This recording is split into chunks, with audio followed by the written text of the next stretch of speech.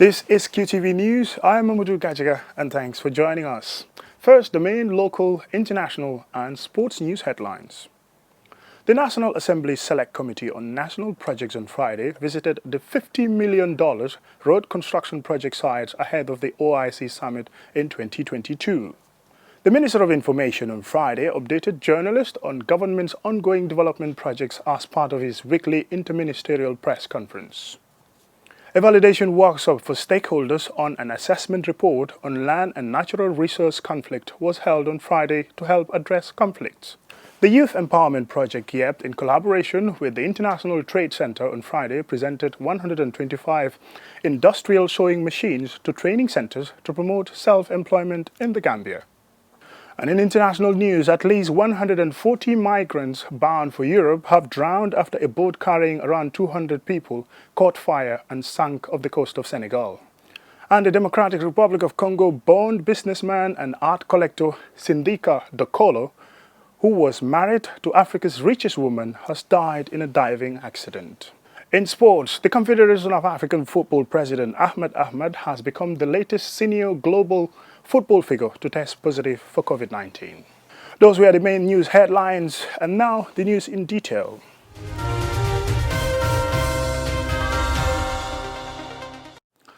Thank you if you're just joining us. This is Qtv News. The National Assembly Select Committee on National Projects on Friday visited the $50 million road construction project sites ahead of the OIC Heads of State and Government Summit in the Gambia in 2022. Babukar C. has the rest of the story. According to the OIC Secretariat, the $50 million funding has been secured and are now working on finalizing with partners before physically starting work early next year. Ibrahim Akoli, the project manager of the OIC, explains to the National Assembly members how the construction is expected to be carried out. We have a carriageway, shoulders, sidewalks, street lights, and the most important, drainage. Because as you can see, especially this year, we have heavy downpour. The volume this year is just too much, so we need to have drains for all of these roads, and then connected to an outfall and then into the river or stream.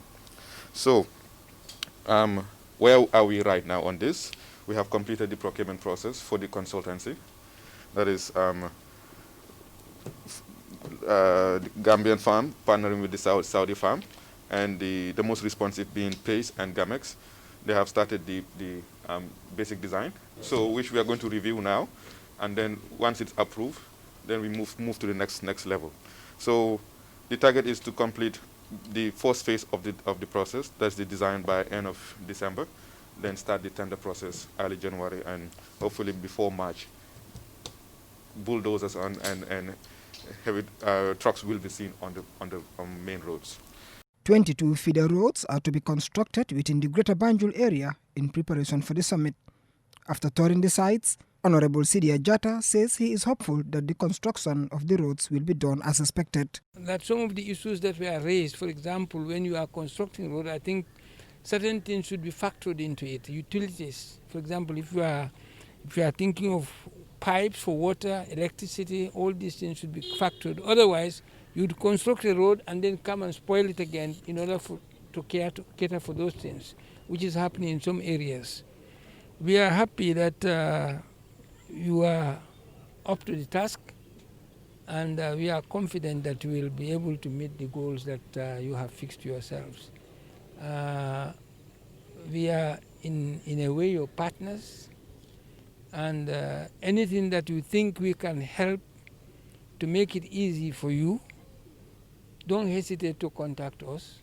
The CEO of the OIC Secretariat, Yankuba Diba, praised the National Assembly members for their commitment to have first-hand knowledge of the planned projects and also their efforts to ensure necessary funds are secured for the 2022 summit.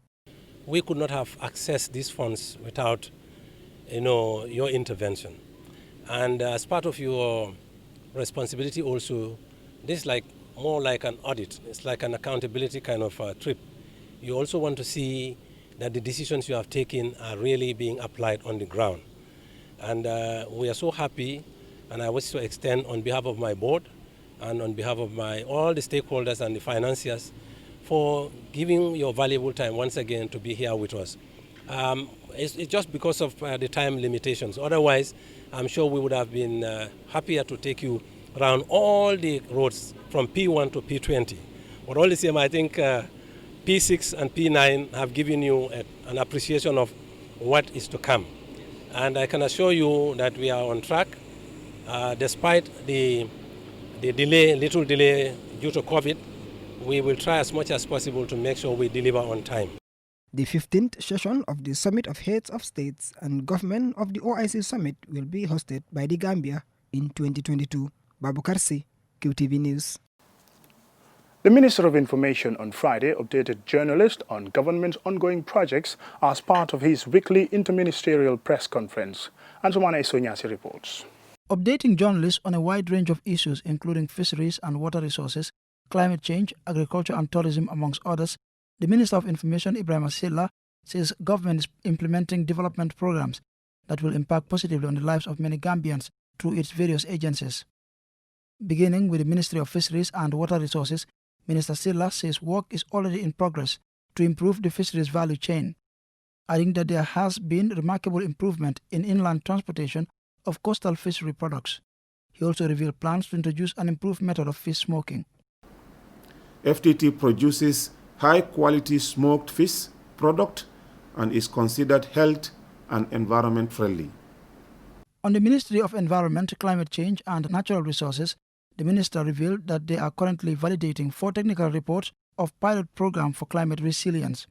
He added that they have just concluded a regional consultation with the Belgian consulting firm Agra on climate change, which targeted administrative regions of the Gambia, including a diverse range of stakeholders to determine the challenges faced in relation to climate change. Furthermore, the minister also gave an update on the operationalization of the Supplementary Appropriation Bill by the Ministry of Finance and Economic Affairs, revealing that amongst its numerous interventions aimed at complementing the economic recovery process is the full payment of $91.2 million between August and September to bail out 5 public enterprises for the payment of their 3-month salaries.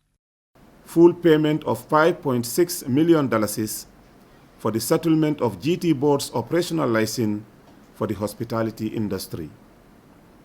$30 million was paid for extended duration of the closure of the Malaysia and Algeria missions, and also factoring the preparation of recalled diplomatic personnel. $20 million was paid in September for the construction of the Basse market out of the $40.3 million approved in the Supplementary Appropriation Bill. Minister Silla also highlighted some of the major strides registered by the Ministry of Youth and Sports. He revealed that the ministry recently partnered with NEDI to train about 80 young entrepreneurs selected from different parts of the country. A validation workshop for stakeholders on an assessment report on land and natural resource conflict was held on Friday to help address conflicts in the country with a specific focus on the West Coast region and the Central River regions. More in this report. The report by the Institute of Social Research and Development had the following. Key findings of the baseline survey indicates that there are different types of conflicts in communities. These include between individuals in the same community, between 2 or more communities, and between state and communities. Conflict between 2 or more communities could be over farmlands, grazing lands, amongst others. The objective of the workshop is to present the baseline findings, discuss and validate evidence provided by the consultants. The consulting firm has worked tirelessly the past months to present this draft baseline report. This 18-month peace-building project is being jointly implemented by the FAO and the UNDP in close collaboration with government line ministries to contribute to addressing land and natural resources conflicts in the country. The aim of the project is to strengthen legal frameworks for land and natural resources, related conflict resolution and governance, enhance mechanisms for conflict prevention, especially in communities where land and natural resources conflict-related violence has already occurred, and support actions for peace building. Conflict over land and natural resources is an innate situation in this country due to its limited factor, and the population is growing. Here again, we are land managers, land users, and land administrators gathered here today will definitely look in depth this document and be able to analyze and advise appropriately in areas where there are deficits. Land issues are general development concerns in the Gambia from the perspective of economic growth, governance, and environment. Competing interests in access and control of land for human settlements, production of food, and exploitation of natural resources have led to a surge of land disputes and conflicts in mid-2018. Conflict over land has even led to violent protests in which 3 people died and several others injured in Faraba. Similar conflict over land between Berending and Gunjur resulted in the death of 1 person. The sudden increase in the value of land and real estate speculation, coupled with common practices of buying and selling land, at times by commercial enterprises, led to family and community disputes that resulted in protest, violence, environmental degradation, and loss of agricultural land. In particular, Sukutarians claimed over lands in Salaji, and the environment problems at the Sanyang sand mining site have caused growing tension among communities. I want to emphasize that this very important document, when validated, will not only provide solution to conflict over land and natural resources, but most importantly, and by extension, it will enhance efficient and effective land and natural resource management in the Gambia. Government has constituted a land commission mandated to look into land issues. Their establishment hasn't changed much, if any. More land cases are pending in the courts awaiting verdicts, and conflict over lands has continued to divide communities. The Youth Empowerment Project, YEP, in collaboration with the International Trade Center, ITC, on Friday presented 125 industrial sewing machines to training centers to promote self-employment and encourage strengthening the Gambia's fashion and clothing sector. Ajibintu Drame reports. A room full of endorsers, skilled and determined youths are the beneficiaries of the 125 sewing machines for various training centers.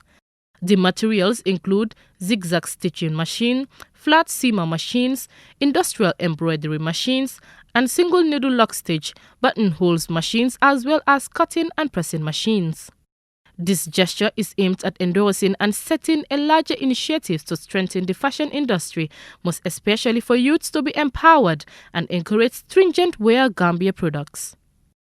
At the event, Modu Toure, Senior Technical Advisor at the International Training Center, says 9 technical trainers were used for ensuring these machines operate sustainably.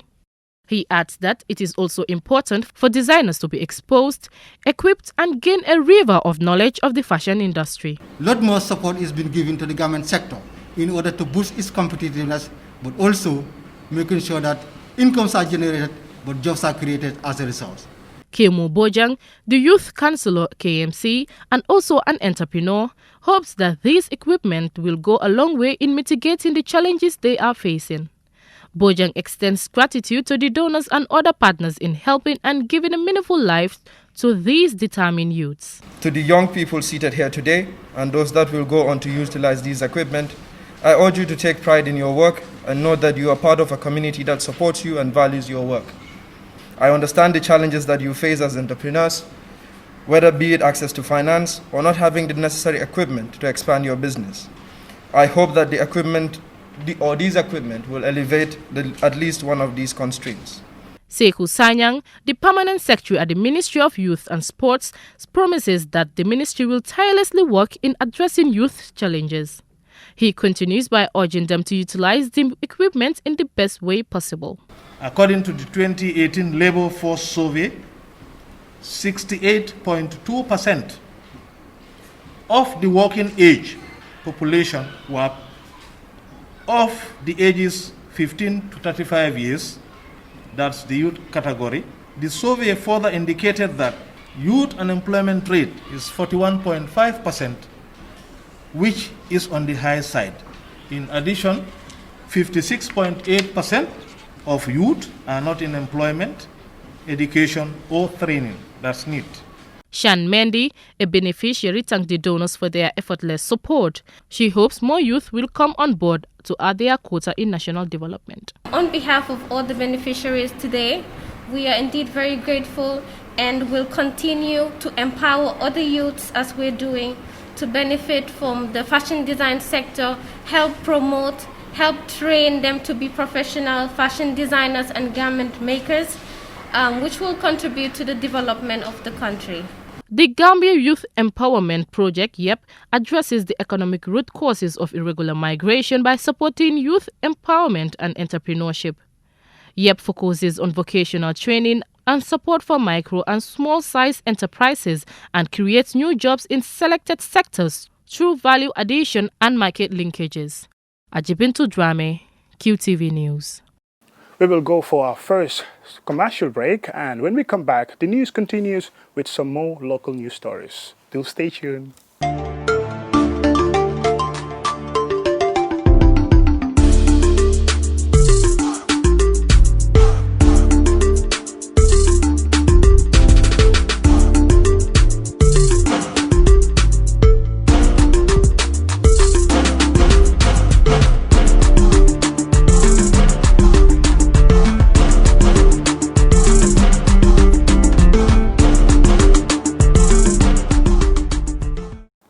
Welcome back and thanks for joining us. This is Qtv News. Over the weekend, Basse Area Council, with support from the UNDP, presented the Council's 2021 draft budget to the public as part of promoting inclusivity and participation of taxpayers. The two-day event brought together representatives from all 14 wards in Basse. Alaji A.F. Jallo reports. The 2 days participatory budget discussion is the first of its kind and brought together members of the public, NGOs, civil society organizations, youth, the differently able and various government institutions. The chairman of Basse Area Councils, Fode Danjo, said the dialogue will help point the council in the right direction to enhance transparency and accountability between the council and taxpayers. These are things that are already in the local government financial manual, that where councils, when they are preparing their budgets, they need to prepare it in consultation with the wards. We have to invite our people. Though it was due to COVID, this is why we could not take it to at the world level, because it should start since in July. But due to COVID, we could not do that at that point in time. So now is the time that we think is better for us to call the Convergence, then we sit over it and discuss about it, so that people can participate. It will be a participatory budget. The taxpayers will know where their monies are going to. The taxpayers will know where their programs are. So if we involve them, they will know it. But if you don't involve them, they will never know it, and they will be sitting aside speculating that councils are misusing their funds. The budget allocations, this is why we brought all these people here, so that the way we were doing it last year and the way we are doing it this year could be different.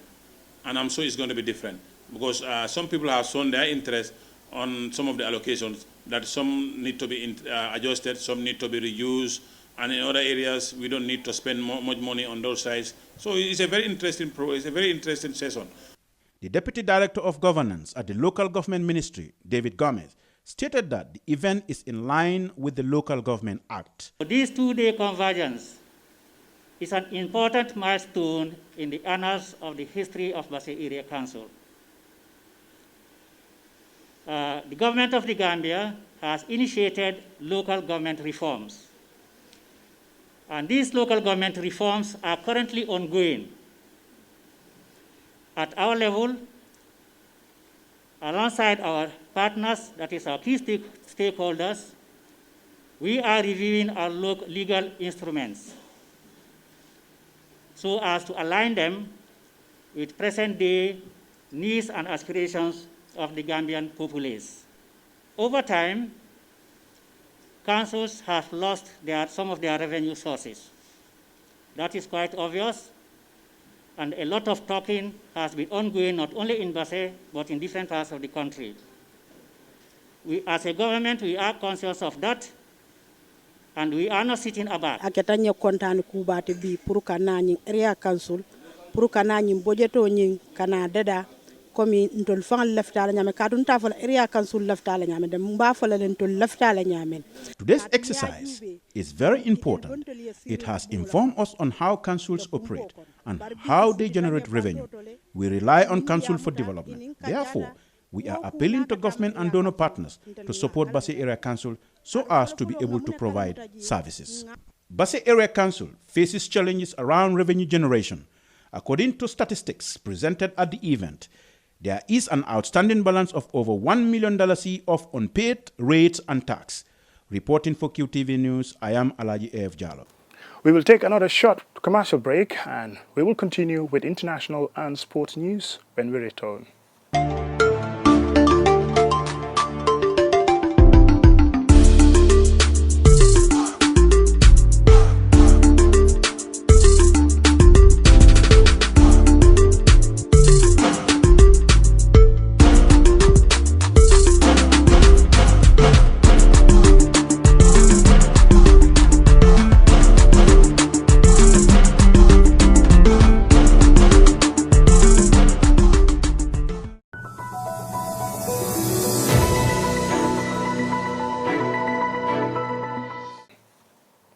Welcome back, and this is Qtv News. Now to international news. At least 140 migrants bound for Europe have drowned on Saturday after a boat carrying around 200 people caught fire and sank off the coast of Senegal, the UN has confirmed. More in this report.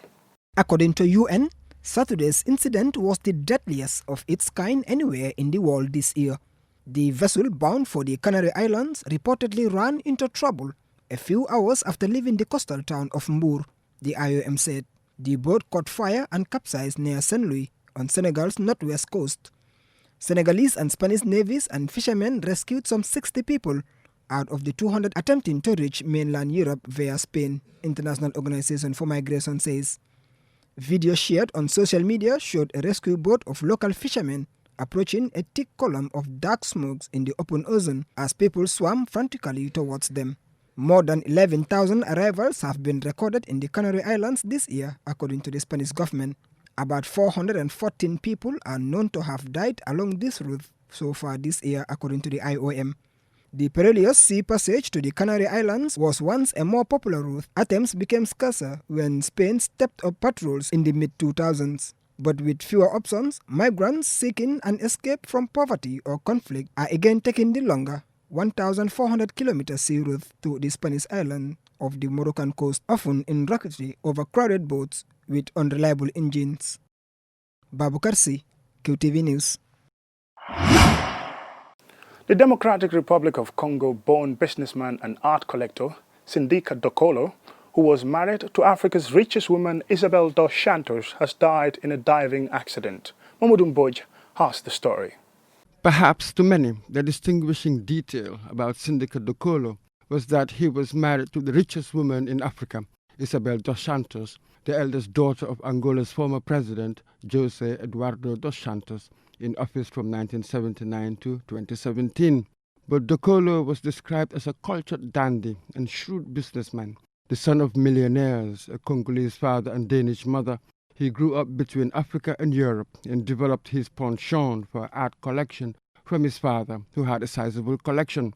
By the time he turned 15, he had begun collecting his own art pieces. He inherited his fortune after his father's death in 2001. The old patriarch had built one of the largest economic empires, including his crown jewel, the Bank of Kinshasa in Zaire. After Dokolo completed his university education in Paris in 1995, he returned to the Democratic Republic of Congo, DRC, and joined the family business, which comprised 17 companies spanning a range of interests, including banking, fishing, coffee exports, real estate, printing, insurance, and mining. He fled to Angola in 2000 because of the war in Congo. He married Isabel dos Santos in 2002 and established the Sindika Dokolo Foundation to promote contemporary African art. The foundation's existence led to a number of notable fairs and art exhibitions around contemporary African art, and he was an ardent advocate for the repatriation of looted artworks to African museums. Alongside his wife Isabel, Dokolo made a fortune in various sectors, including oil, diamonds, retail, cement, and telecommunications. He was also a keen observer and an activist in the regional political scene. In 2017, as Joseph Kabila's term of office was coming to an end, and he was unclear about his intentions, Dokolo found that the grassroots movement, Debout Congolese Stand Up, and financially backed other organizations and figures close to the opposition. Syndicate Dokolo died at the age of 48 on Thursday, 29th of October in Dubai, where he resided in a diving accident. According to some reports, tributes to him have been pouring in on social media, with several figures recalling his fight to establish the rule of law in the DRC and his patronage of contemporary African art. At the time of his death, he had built a collection of more than 3,000 contemporary art pieces. However, at the start of 2020, the Luanda Leaks investigation exposed secrets regarding he and his wife's financial empire. Their assets, estimated at several billions of dollars, have been frozen in Angola and Portugal. All the same, within the African art world, Dokolo had been considered a towering figure who was leading a fight to repatriate looted objects in Europe and helping kickstart a market on the continent. For QTV News, I am Mamadou Mbouch.